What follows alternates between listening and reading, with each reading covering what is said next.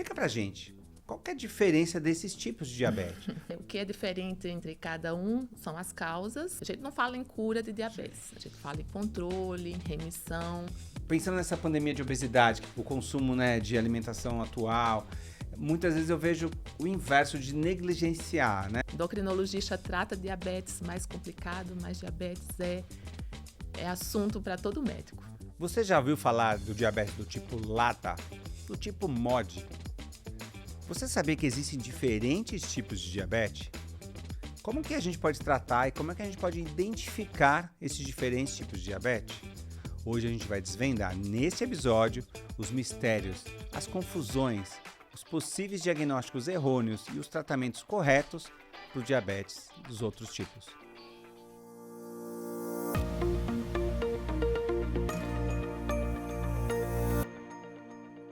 Olá, sejam muito bem-vindos a mais um episódio do Glicast. Hoje nós vamos discutir um tema super relevante dos diferentes tipos de diabetes. Do diabetes tipo 1, do tipo 2, do LADA, do MOD, muita gente já ouviu falar desses termos e muitas vezes não sabe diferenciar. Meu nome é Ricardo Moraes, eu sou médico, cardiologista e diretor médico aqui na AFIA. E tenho a honra de ter comigo hoje a doutora Suzana Vieira, endocrinologista, e que vai poder tirar várias dúvidas sobre os diagnósticos, os tratamentos, as mudanças em relação a essas terminologias, diferentes aspectos do diabetes. Primeiramente, muito obrigado, Suzana. Ricardo, eu que agradeço o convite, fiquei muito feliz com esse convite, com essa oportunidade. Diabetes é um tema que eu gosto demais e eu espero contribuir com muita informação importante para as pessoas que convivem com diabetes. Excelente, acho que essa é a ideia. Suzana, na verdade, tem uma grande experiência em endocrinologia, né, em tratamento desses pacientes. Eu vou fazer, para começar, o tema principal, né? Explica pra gente, qual que é a diferença desses tipos de diabetes? O que é esse tal de LADA? O que é esse tal de MOD? O que é? Consegue explicar brevemente cada aspecto?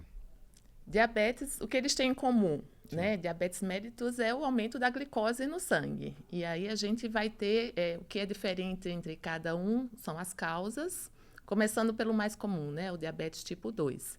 Ele é um problema na ação ou na quantidade de insulina, é mais frequente, tem pacientes com obesidade, tem um fator de risco maior e geralmente não vem sozinho. Vem com hipertensão, alteração dos lípides. Esse é o mais comum, representa mais ou menos mais de 80%. Né? Em alguns lugares vai estar 90% das pessoas que vivem com diabetes. O tipo 1 é o segundo mais comum, em torno de 10%. É um diabetes autoimune. O que quer dizer isso? Que o próprio organismo ele produz anticorpo contra o pâncreas e o paciente vai precisar necessariamente repor insulina.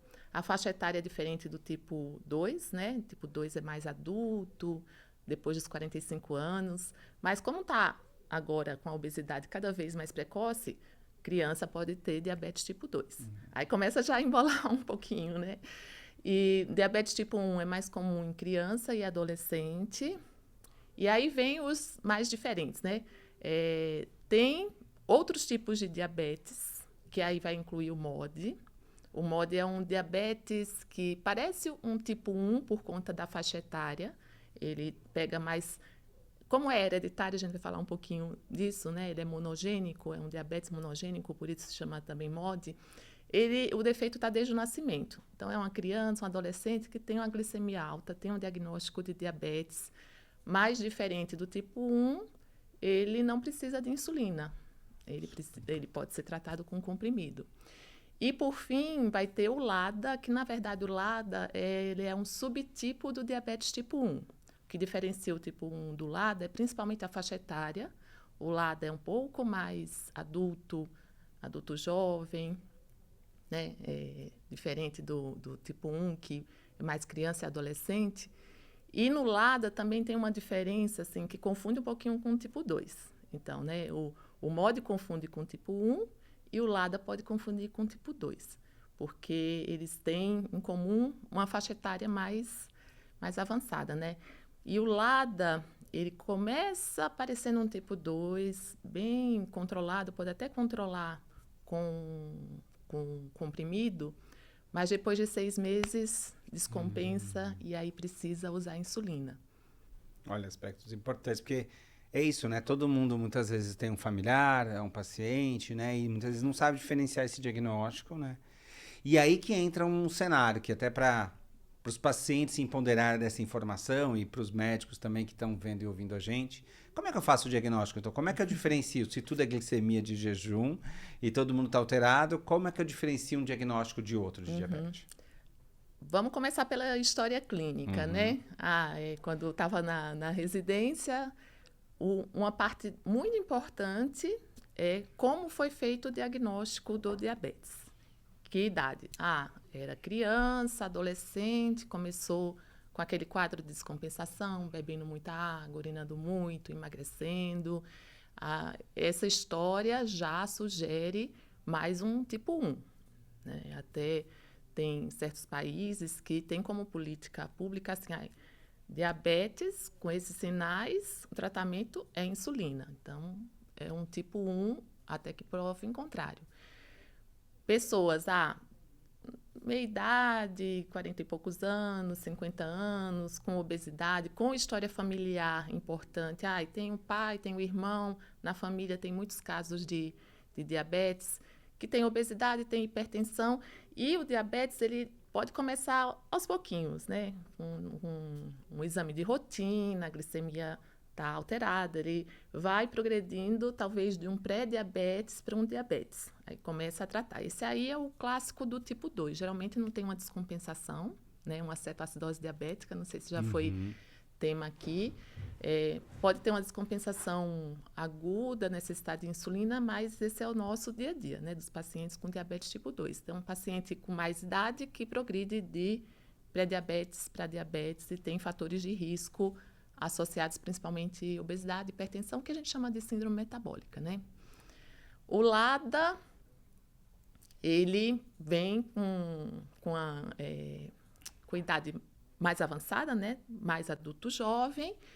E outra coisa importante, né? Junto com o diabetes tipo 1, geralmente eles não têm sobrepeso.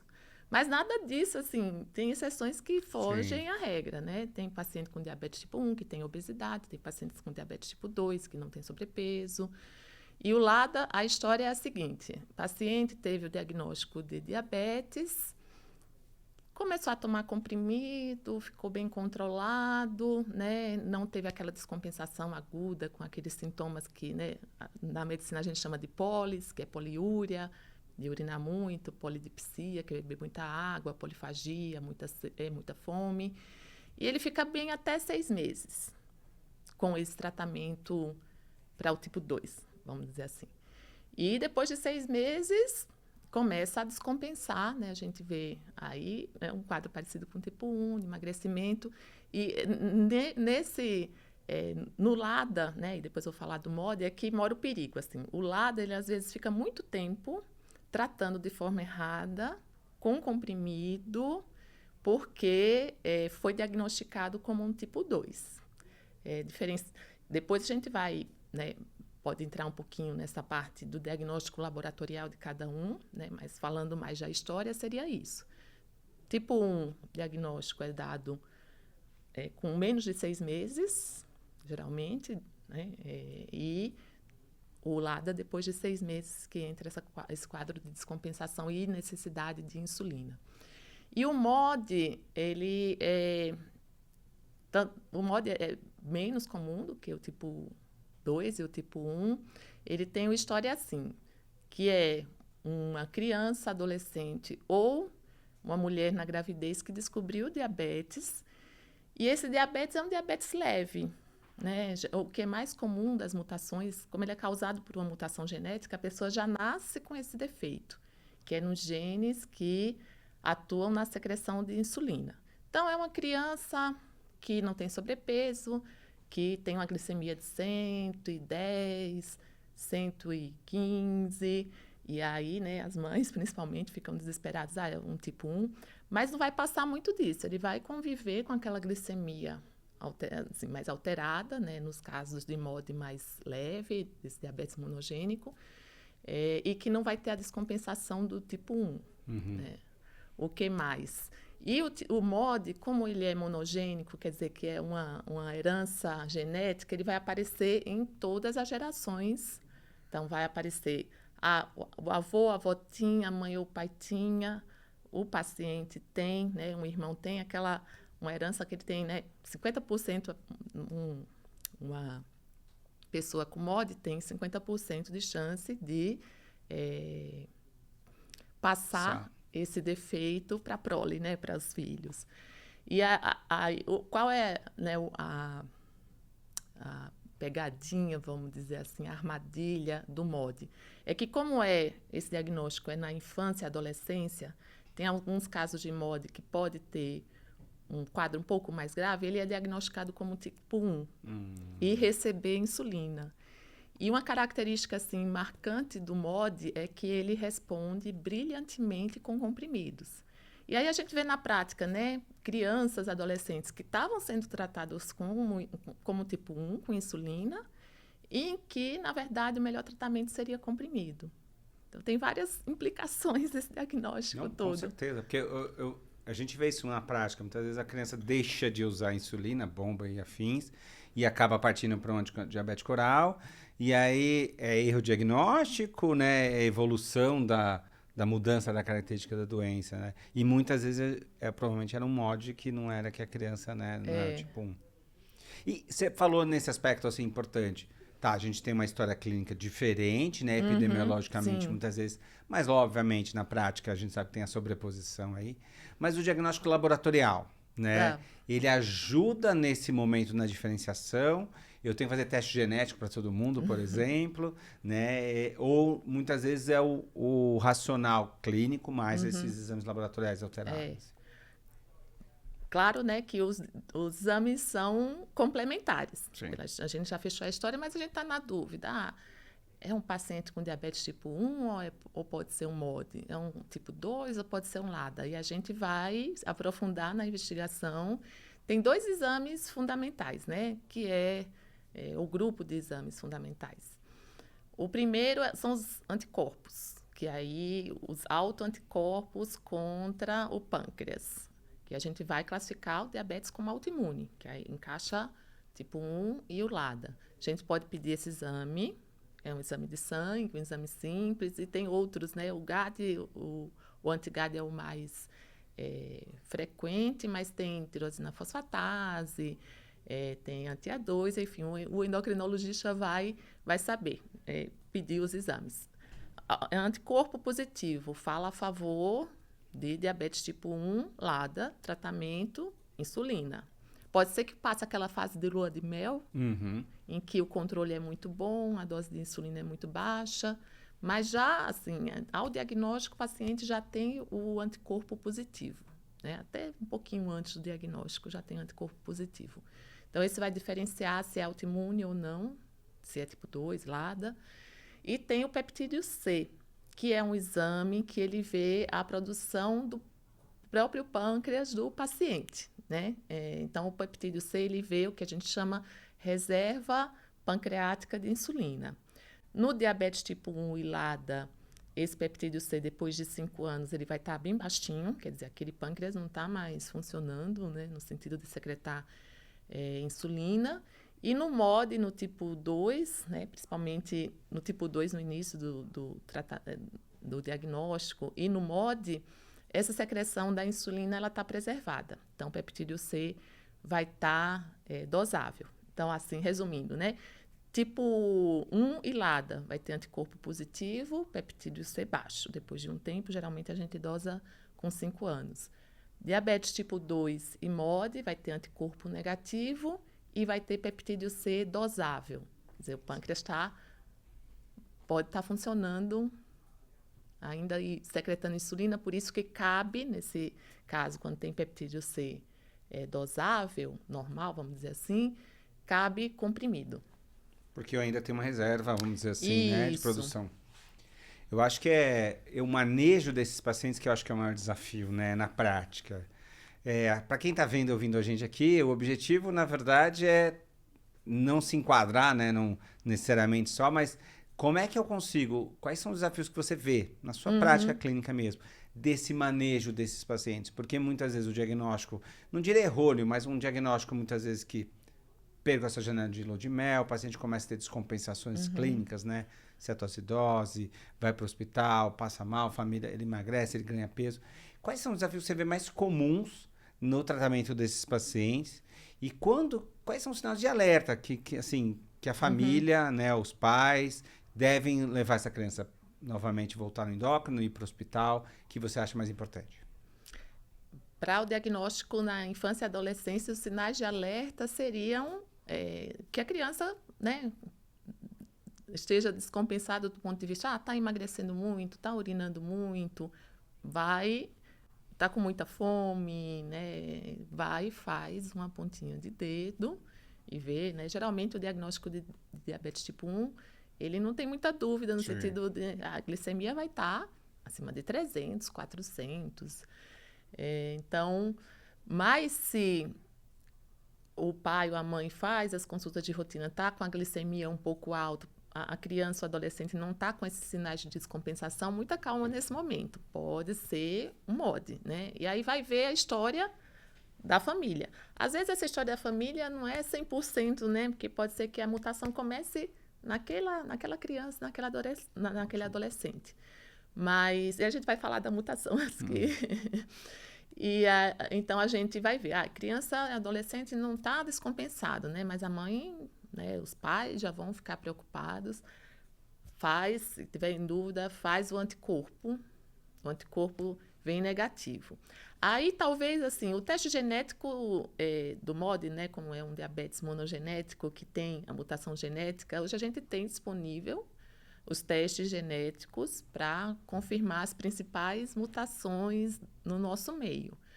E o teste genético vai, assim, confirmar que é um MOD, talvez tranquilizar mais a família e principalmente servir de aconselhamento genético. Dizer, olha, né, sei lá, uma pessoa que foi diagnosticada com MOD, que não seja criança, adolescente, essa pessoa vai crescer, geralmente, assim, o MOD, ele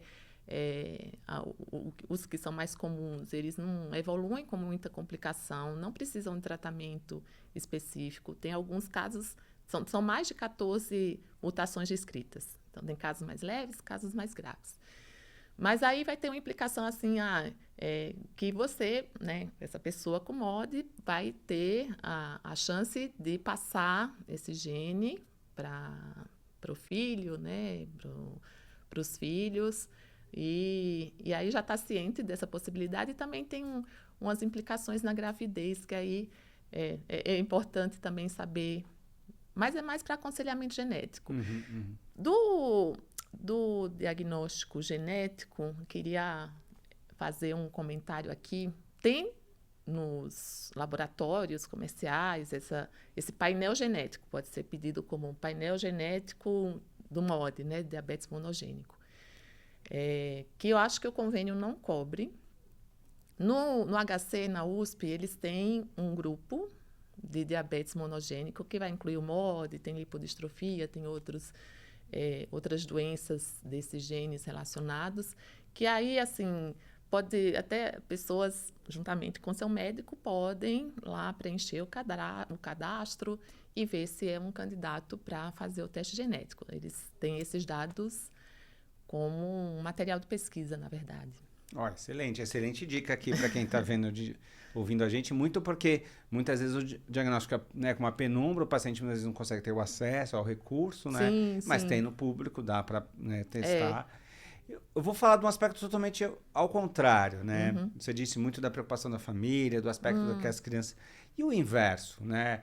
Pensando nessa pandemia de obesidade que a gente vê infantil, esse aumento grande, o consumo, né, de alimentação atual, muitas vezes eu vejo o inverso de negligenciar, né? Então a criança já é obesa, já tem sinais de resistência à insulina, tem alguns outros critérios clínicos, e muitas vezes a família não quer fechar o diagnóstico de diabetes, por exemplo, ou entende que aquela criança, não, ele só é obeso, não, ele vai melhorar, a dieta vai acontecer.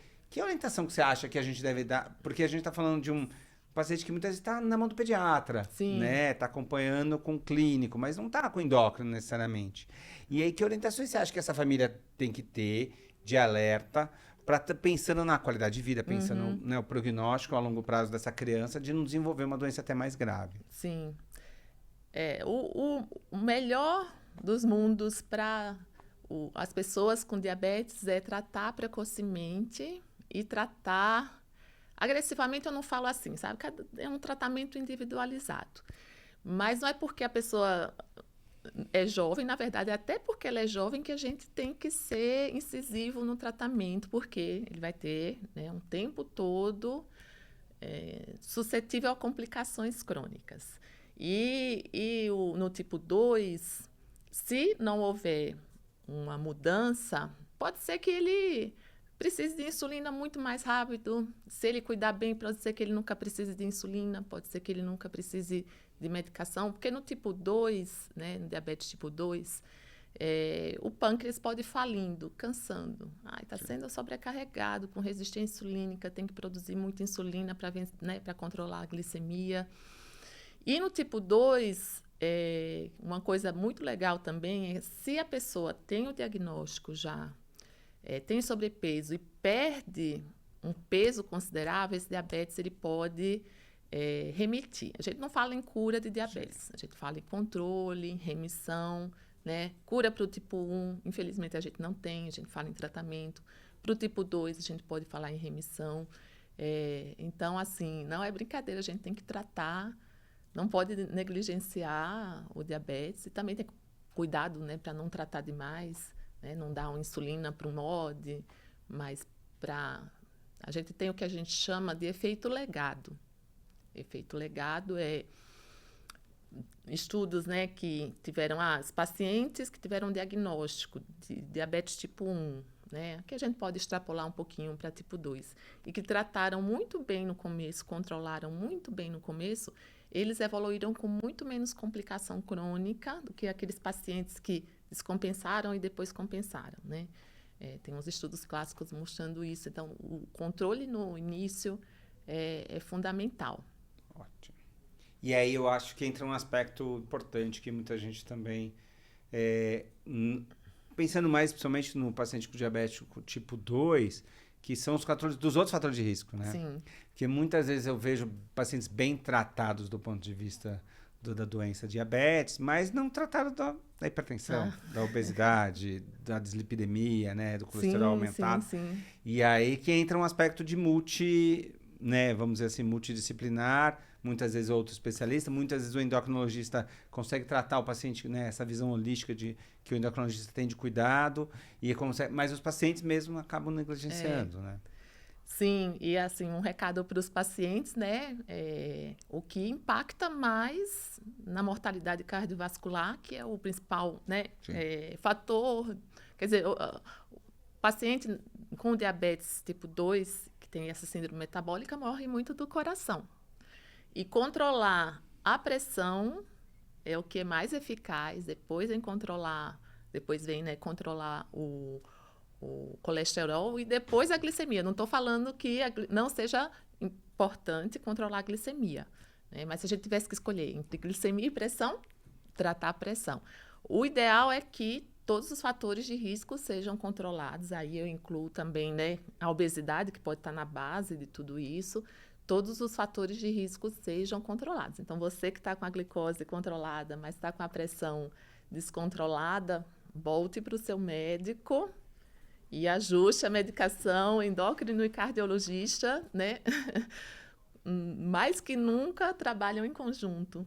Excelente recado. Eu acho que isso é importante, porque muitas vezes a gente vê o paciente, né, foca naturalmente no diabetes, o que é importante, porque para o cardiologista aqui tem um viés meu associado, ele é um paciente de muito alto risco, né? É um paciente com uma mortalidade cardiovascular. Sim. Aí, mas também, sabidamente, tem as outras comorbidades que estão vindo associadas, que são bem tratadas e que precisa desse tratamento mais intensivo, né? Eu brinco com os meus próprios pacientes falando que ninguém passa mal porque o colesterol está alto, né? Então, assim, é invisível, né? Então, como é que eu consigo tratar bem, cuidar bem? A adesão ao tratamento é um ponto importante. A mudança do estilo de vida, Sim, né? Como a gente que estava... é a base que de tudo. Para poder ter uma qualidade de vida a longo prazo, para ter menos complicações, para ter menos doenças com eventos mais graves, né? Cardiovasculares, acidente vascular cerebral, infarto agudo do miocárdio. Então, isso é super importante nesse cuidado. Eu queria que... Não, eu lembrei Sim. Enfim, uma máxima que eu não sei se é boa ou não, né? Mas dizem, quem trata diabetes tipo 2, trata diabetes tipo 2, trata o paciente no sentido dessa visão holística, pressão, colesterol, peso e tudo mais. E quem trata diabetes tipo 1 olha muito para a glicemia, né? Mas a gente tem que tratar o paciente e não tratar a glicemia. Isso, eu acho que é uma máxima importante mesmo, porque a visão glicocêntrica que a gente teve no passado, né? Agora essa visão cada vez mais cardiocêntrica, também os cardiologistas estão puxando. Para a gente acabar aqui, tá super interessante, mas para a gente não extrapolar muito o tempo, eu sinto que muitas vezes o desafio que a gente está vivendo hoje, obviamente porque a gente tem um arsenal terapêutico melhor, né? Os agonistas de GLP-1, por exemplo, estão aqui chegando cada vez mais fortes, tratando melhor os pacientes. Mas você falou muito disso da obesidade como, né, um fator principal desencadeador de várias comorbidades, tudo. Como é que, assim, a gente consegue orientar um paciente daí? Eu estou falando do paciente diabetes tipo 1 mesmo, paciente LADA, né? Esse paciente que está com uma doença que tem um componente genético importante, né? Que não é uma história de longo prazo de resistência à insulina associada à obesidade e outros fatores como o diabetes tipo 2. Mas esse paciente diabetes tipo 1, esse paciente LADA, esse paciente que está na adolescência, juventude aí, que está desenvolvendo, por exemplo, obesidade, que não está se cuidando e que muitas vezes acha que esses novos terapêuticos vão tirar ele desse cenário de ser diabético, né?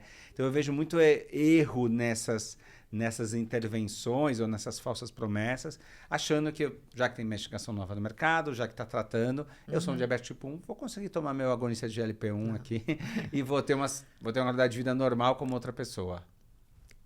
Assim, diabetes tipo 1, hoje a gente tem muito mais arsenal para tratar, né? E tem muitas possibilidades, contagem de carboidrato, bomba de insulina, tudo mais, né? Esse controle do diabetes ficou mais fácil, não quer dizer que seja simples. E os pacientes, né, uma realidade que eles ganham peso muitas vezes. Tanto agonista de GLP-1, que são as canetinhas emagrecedoras, esse nome é controverso, mas é como popularmente é conhecido. E tem outra classe também que eu queria colocar, que são os inibidores de SGLT2, né, aqueles que eliminam glicose na urina. Eles têm como benefício adicional, além do controle da glicemia, a perda de peso. Mas eles não são aprovados em bula para diabetes tipo 1. Deve ter um monte de gente usando. Por isso né? que eu quis perguntar. E tem um ponto muito importante, um ponto de atenção muito importante, que eu acho que seria fundamental, é que o diabetes tipo 1 e o LADA, eles precisam de insulina para controlar a glicemia e para evitar a cetoacidose. E aí a gente cai no risco desse paciente desenvolver uma cetoacidose euglicêmica, quer dizer, ter uma complicação do sangue ficar muito ácido, né, de ir para a UTI, mas chegando no pronto-socorro, a glicose está normal. E aí ele vai receber alta e ele pode, né, ter um desfecho muito perigoso. Então, assim, está fora de bula. Claro que as medicações fora de bula, às vezes, são utilizadas pelo médico, mas se você estiver usando, seja para controle de peso, né, para não engordar, tem muitas mulheres com diabetes tipo 1, tem muita preocupação de ganhar peso, né? Então, até tem um transtorno alimentar, que é a diabulimia. Fale para o seu médico, né? Combine com o seu médico, se não é mesmo para usar, ou se você usar, e parar no pronto-socorro, não esqueça de falar dessas medicações. Né, tenho diabetes tipo 1, uso insulina, mas usei os análogos de GLP-1, as canetinhas, usei os inibidores de SGLT2, a dapagliflozina, a empagliflozina, para né, não ter esse risco de deixar escapar uma cetoacidose. Que a diferença da cetoacidose, né, que não é a glicemia alta, é a falta de insulina. Excelente. Esse episódio a gente discutiu muito sobre os aspectos do tratamento do diabetes. Mas eu queria dar uma dica para você de um acompanhante do tratamento do diabetes, um aplicativo, o Glic. Ele é o primeiro aplicativo de cuidados do diabetes e vai muito além disso para tratar a gestão de outras doenças. E o mais importante, ele é 100% gratuito. Ele está nas lojas do seu aplicativo favorito, mas eu também queria te convidar para acompanhar a gente no Glicast, no YouTube, deixar os seus comentários e também no Instagram, no @GlicDiabetes. Te espero por lá. Eu acho que esse episódio foi super informativo. O nosso objetivo era esse mesmo, trazer muita informação de saúde, trazer esses diagnósticos diferencial, essa informação com uma super especialista que é a Suzana. Eu queria agradecer primeiramente a sua participação e queria que você deixasse um recado final para quem está vendo e ouvindo a gente. Então, o diabetes, né, diabetes mellitus é problema público, é problema de todo mundo, de todos os médicos, de todas as especialidades, dos generalistas. A gente tem que ver o diabetes com muito cuidado. A cada ano a gente tem essa crescente. Mas nessas situações de diagnóstico difícil, de precisar de insulina, encaminha para o endócrino, troca uma ideia com o endocrinologista. Aqui não tem reserva de mercado, a gente quer que o paciente seja bem atendido, tenha um diagnóstico assertivo, né, certeiro e o melhor tratamento. Era isso que eu queria falar, né, que endocrinologista trata diabetes mais complicado, mas diabetes é assunto para todo médico. Excelente. Queria agradecer novamente. Eu que agradeço. Muito obrigado. Queria agradecer para você que está vendo e ouvindo a gente. Muita participação aqui no Glicast. Queria que vocês deixassem aqui uma mensagem no YouTube, né? Uma pergunta, uma dúvida. Que vocês mandassem uma mensagem no Instagram do Glic, no @GlicDiabetes, para poder a gente sanar nos próximos episódios outras dúvidas, para a gente poder responder. Muito obrigado e acompanhem a gente nos nossos canais.